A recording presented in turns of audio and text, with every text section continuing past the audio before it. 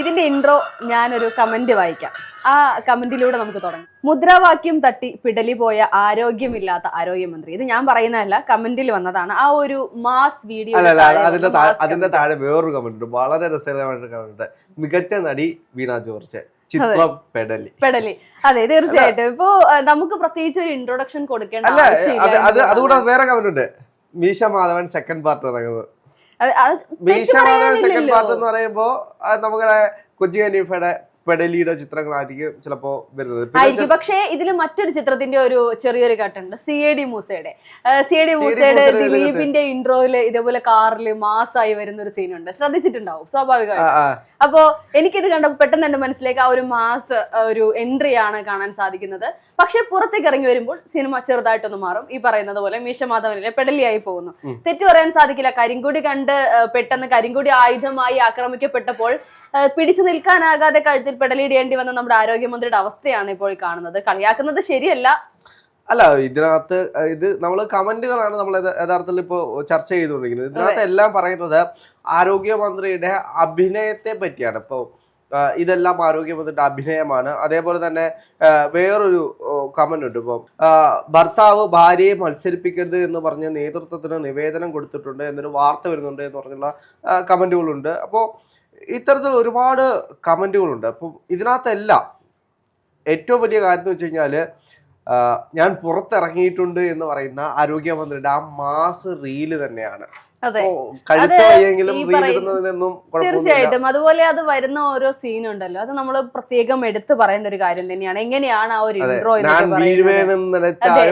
എന്നൊരു അതാണ് സീൻ 1. നമ്മൾ പറയണം, ആദ്യത്തെ സീനിൽ അങ്ങനെയാണ്. ആ ഒരു ഡയലോഗോട് കൂടി ഒരു ഇന്നോവ ക്രിസ്റ്റയാണ് വരുന്നത്. ചീറി പാഞ്ഞു വരുന്ന കാറിന് പിന്നാലെ കുറെ പോലീസ് വാഹനങ്ങൾ വരുന്നു. ഹൈ ആംഗിളിലാണ് ക്യാമറ വരുന്നത്. അതില് ഏരിയൽ ഷോട്ടിൽ കാറിന്റെ ഡോറ് തുറക്കുന്ന ഗൺമാൻ അല്ലെങ്കിൽ അംഗരക്ഷകൻ, അതിന് പിന്നിൽ നിന്നും മാസായി പുറത്തേക്ക് ഇറങ്ങി വരുന്ന വീണ ജോർജ്. കഴുത്തിൽ പെടലിയുണ്ട്. ആരോഗ്യപരമായ ബുദ്ധിമുട്ടുകൊണ്ട് പെടലി മാറ്റാൻ സാധിച്ചില്ല. പെടലി മാറ്റില്ലായിരിക്കും. എനിക്ക് തോന്നുന്നു ഇനിയിപ്പോൾ തെരഞ്ഞെടുപ്പ് വരെ പെടലിയിൽ ആ ഒരു കഴുത്തിൽ ആ ഒരു ബെൽറ്റ് ഉണ്ടാകുമോ എന്നൊക്കെ സംശയം ചോദിക്കുന്ന ഒരു കൂട്ടം ആളുകൾ ഇപ്പൊ കമന്റ് ബോക്സിൽ നമ്മൾ കാണുന്നുണ്ട്.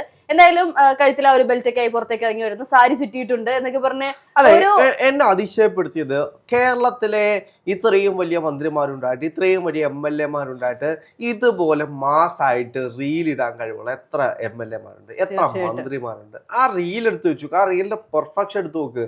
ഓരോ റീലിലും കൃത്യമായിട്ട് ഓരോ സീൻ ബൈ സീൻ ഞാൻ വീഴ്വേനെന്ന് നിലച്ചായോ എന്ന് തുടങ്ങിയിട്ട് പുറത്തിറങ്ങിയിട്ടുണ്ട്. ആർക്കടാ തടയേണ്ടത് എന്നുള്ള അല്ലല്ല, ടൈറ്റിലാണ് ഞാൻ പുറത്തിറങ്ങിയിട്ടുണ്ട് എന്ന് പറയുന്ന വാചകത്തിൽ തന്നെയുണ്ട്. ഇനി ആർക്കാടാ എന്നെ തടുക്കേണ്ടത്? പക്ഷേ കുടുംബത്തിൽ നിന്ന് തന്നെയാണ് തടുക്കുന്നത് എന്നുള്ളത് അറിയാതിരിക്കുന്നതാണോ അതോ അറിയാത്ത ഭാവമാണോ എന്നറിയില്ല. എന്തായാലും ഒരു കമന്റ് താഴെ വന്നത് ഞാൻ പറയാം. കുടുംബം നോക്കാൻ അല്ലെങ്കിൽ കുടുംബം സംരക്ഷിക്കാൻ പ്രാപ്തിയില്ലാത്ത, കുടുംബത്തിന്റെ കാര്യങ്ങൾ മര്യാദ നോക്കാൻ പ്രാപ്തിയില്ലാത്ത മന്ത്രി എങ്ങനെയാണ് ആരോഗ്യ മേഖല നോക്കുന്നത്? അതുകൊണ്ടായിരിക്കാം ഭർത്താവ് തൽക്കാലം ഒന്ന് മാറിയിരിക്കട്ടെ, അല്ലെങ്കിൽ ഇനി തന്റെ ഭാര്യ മത്സരിക്കേണ്ട എന്നുള്ള രീതിയിൽ പാർട്ടിയോട് അഭിമുഖീകരിച്ചെന്നൊക്കെ പറയപ്പെടുന്നുണ്ട്. അല്ല, രാഷ്ട്രീയത്തെ സംബന്ധിച്ച് ആരോഗ്യമന്ത്രിയാണ്, നമ്മുടെ ആരോഗ്യമന്ത്രിയാണ്. അപ്പോൾ ആരോഗ്യമന്ത്രിക്ക് ആരോഗ്യം കുറഞ്ഞു പോയി എന്ന് പറഞ്ഞ് കളിയാക്കുന്ന ആളുകളൊക്കെ ഉണ്ട്.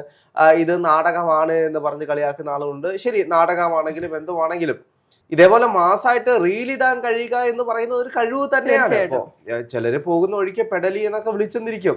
പക്ഷെ അതൊന്നും പതറരുത്. ഇപ്പോ ആരോഗ്യമന്ത്രിയെ സംബന്ധിച്ച് ആരോഗ്യമന്ത്രിയുടെ ആവേശമാണെങ്കിലും KSU പ്രവർത്തകരെ പോലും ചോദ്യം ചെയ്യാൻ കഴിയുന്ന ആരോഗ്യമന്ത്രിയുടെ ഒരു ആർജവമുണ്ട്. ചോദ്യം ചോദിക്കുന്ന മാധ്യമ പ്രവർത്തകരെ തന്നെ തിരിച്ചു ചോദ്യം ചോദിച്ച് ടഗടിക്കാൻ കഴിയുന്ന വേറെ ഏത് മന്ത്രിമാരുണ്ട്? എല്ലാ മന്ത്രിമാരോടും ഇപ്പോൾ മുഖ്യമന്ത്രി പിണറായി വിജയനോട് തന്നെ എന്തെങ്കിലും ചോദ്യം ചോദിച്ചു കഴിഞ്ഞാൽ അത്തരത്തിലുള്ള ചോദ്യമൊന്നും വേണ്ട എന്ന് പറയുന്ന രീതിയിലായിരിക്കും പോകുന്നത്. അല്ലെങ്കിൽ മൈക്ക് തട്ടിമാറ്റി പോകുന്ന എത്രയോ രംഗങ്ങൾ നമ്മൾ കണ്ടിട്ടുണ്ട്. ഇത് അതേപോലൊന്നുമല്ല. ഏതെങ്കിലും മാധ്യമപ്രവർത്തകൻ ചോദ്യം ചോദിച്ചു കഴിഞ്ഞാൽ തിരിച്ച് ആ മൈക്ക് വാങ്ങിച്ചിട്ട് അയാളോട് ചോദ്യം ചോദിക്കുന്ന രീതിയിലേക്ക്.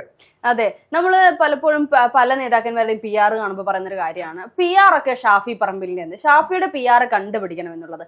അതുപോലെയാണ് വീണ ജോർജിന്റെ റീല് കണ്ടുപിടിക്കണം. അതായത് വീണ ജോർജിനെ പോലെ റീലെടുക്കാൻ എത്ര പേർക്കറിയാം. എത്രയോ മാസമായിട്ടുള്ള വീഡിയോകൾ നമ്മൾ കാണുന്നുണ്ട്. അതേപോലെ CPM-ന്റെ എന്ന് മാത്രമല്ല, കോൺഗ്രസിന്റെയും BJP-യുടെ ഒക്കെ പല നേതാക്കന്മാരുടെയും റീലുകൾ നമ്മൾ കാണുന്നുണ്ട്. പക്ഷേ ഈ ഒരു സാഹചര്യത്തിൽ കഴുത്തൊളുക്കി ഈ പറഞ്ഞ പോലീസിന് മൊഴി കൊടുക്കാൻ പോലും സാധിക്കാതിരിക്കുന്ന സമയത്ത് ഒരു പൊതുപരിപാടിയിൽ വരികയും ജനങ്ങളോട് അത്രത്തോളം സ്നേഹത്തോടു കൂടി പെരുമാറുന്ന വീണ ജോർജിന്റെ ഈ ഒരു റീലിന് മുകളിൽ വെക്കാൻ ഏതുണ്ട് എന്നുള്ളൊരു ചോദ്യം ഇപ്പോൾ ബാക്കി നിൽക്കുകയാണ്.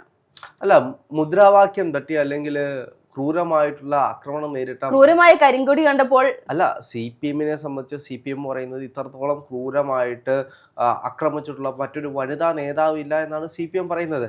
ഇന്നലെ CPM-ന്റെ ഒരു നേതാവ് ഉണ്ടായിരുന്നു, MP ജയരാജൻ. അപ്പോൾ അദ്ദേഹം പറയുന്നത് വെടിക്കെട്ടുകാരൻ്റെ മകനെ ഉടുക്കൂട്ടി പേടിപ്പിക്കരുതെന്നാണ്. അപ്പോൾ അതായത് ഇവരെല്ലാം സമരം ചെയ്യുന്നതിൻ്റെ തലതൊട്ടപ്പന്മാരാണ്. അപ്പം സമരം ചെയ്യാൻ ഇവരെ ആരെയും പഠിപ്പിക്കരുത്, ഇവർക്കറിയാം ആക്രമിച്ചിട്ടുണ്ടോ ഇല്ലയോ എന്ന്. അതായത് ആരോഗ്യമന്ത്രിക്ക് ആക്രമണം നേരിട്ടത് കൊണ്ടാണ് ആരോഗ്യമന്ത്രി ആശുപത്രിയിൽ പോയി, അല്ലെങ്കിൽ അതെ ICUവിൽ അഡ്മിറ്റ് ആയത്.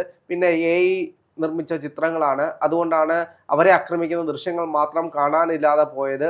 എന്നിട്ട് ഒന്നാലോചിക്കൂ, പെടലിയൊക്കെ ഉളുക്കിയിട്ട് ICUവിലൊക്കെ പ്രവേശിപ്പിക്കുന്ന രീതിയിലൊക്കെ ആരോഗ്യമന്ത്രിയുടെ ചിത്രങ്ങളുണ്ട്.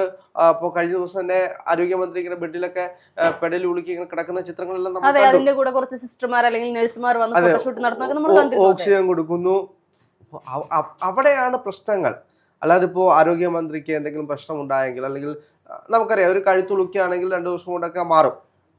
അല്ലെങ്കിൽ ഇങ്ങനെ പെടലിൽ മേൽ ബെൽറ്റ് ഇട്ട് നടക്കേണ്ട അത്രയും അവസ്ഥയിലേക്ക് ആരോഗ്യമന്ത്രി എത്തിയോ എന്നുള്ള ചോദ്യങ്ങൾ ബാക്കിയാണ്. കാരണം ആ സമയത്തെ ആരോഗ്യമന്ത്രിയുടെ സംസാര ശൈലിയാണെങ്കിലും മറ്റു രീതിയാണെങ്കിലും കഴുത്തുളിക്കുവാനല്ല.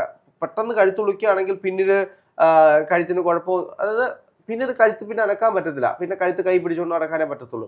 പക്ഷെ ആരോഗ്യമന്ത്രിയെ സംബന്ധിച്ച് മാധ്യമങ്ങളടുത്ത് വന്ന് മാധ്യമങ്ങൾ സംസാരിച്ചതിന് ശേഷം ഷംസീർ വന്നിട്ട് പറയുകയാണ് ആരോഗ്യമന്ത്രിക്ക് പരിക്കുണ്ട് എന്ന് അദ്ദേഹം പറയുന്ന സമയത്താണ് അയ്യോ അമ്മ അയ്യോ എന്ന് പറയുന്ന പോലെ ശരിയാണ്, എനിക്ക് പരിക്കുണ്ട്, ഞാൻ മറന്നുപോയതാണ് കേട്ടോ, പരിക്കുണ്ടെന്ന് പറഞ്ഞ് കഴുത്തിൽ വെച്ചിട്ട് CM-നെ ഫോൺ വിളിക്കുകയും എനിക്ക് കഴുത്തിന് പരിക്കാണ് എന്ന് പറയുകയും നേരെ ആശുപത്രിയിലേക്ക് കൊണ്ടുപോവുകയും ICUവിലേക്ക് അഡ്മിറ്റ് ചെയ്യുന്ന ഒരു സാഹചര്യത്തിലേക്ക് പോകുന്നത്. അപ്പം ഇത് ഇത്ര വലിയ വിഷയമാക്കേണ്ടതുണ്ടോ എന്നുള്ള ചോദ്യങ്ങളുണ്ട്. അതേപോലെ തന്നെ KSU പ്രവർത്തകർക്കെതിരെ എടുത്തുള്ള കേസുകൾ നമ്മൾ പരിശോധിച്ചു കഴിഞ്ഞാൽ വധശ്രമമാണ്. എന്തോ മാരക ആയുധം കൊണ്ട് ആരോഗ്യമന്ത്രിയുടെ കഴുത്തടിച്ചൊടിച്ചു.